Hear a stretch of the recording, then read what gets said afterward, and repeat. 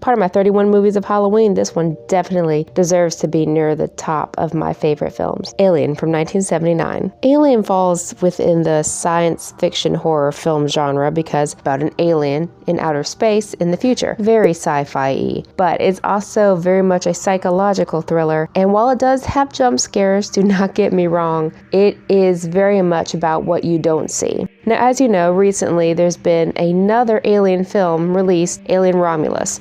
Now, this actually, from my understanding, takes part between Alien and Aliens. If I have that right. I could be wrong. Please correct me in the comments if I am. Worst episode ever. And yes, Alien has spawned several sequels, some better than the others. For the most part, they're fun to watch. And I think you probably have heard a lot of people refer to this crew or this film as truckers in space because they drive this huge rig basically in space. Bless Kitty. That's Jonesy. While we usually see people in outer space as astronauts, somebody who is very much educated and smart and intelligent, not that these people aren't, but these people are more down to earth for being in space.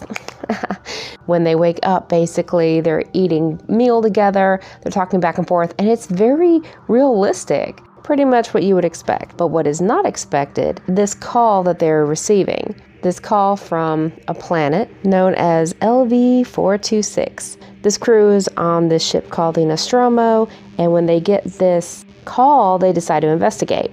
Bad choice, bad choice. What happens is they get down there in their suits, and it's pretty apparent that this is an alien station. Person, the artist who helped create the designs of the ship, of the alien itself, H.R. Geiger.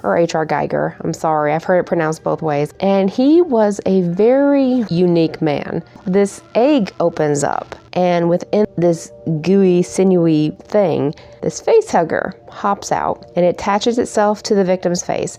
Forcibly, I would say basically, impregnates the human through the mouth, and within a certain amount of time, this creature, referred to as a chest burster, literally bursts out of their chests, hence the name, and it runs off, it molts, it gets bigger and deadlier. And that is exactly what happens.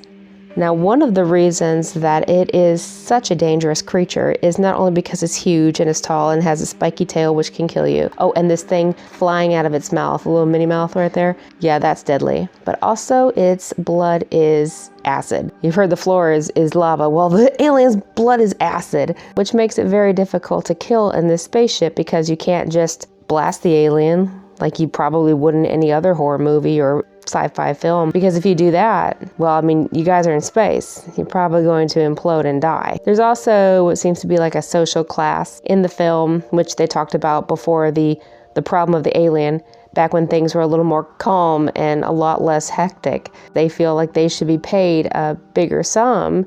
Just because they're not the head people, they still deserve some money. And so you get this idea that there is a little bit of a clash within this group, which again, it's very normal and makes it more realistic. I mean, you can take a group of people working together anywhere, and there's bound to be some hostilities at some point.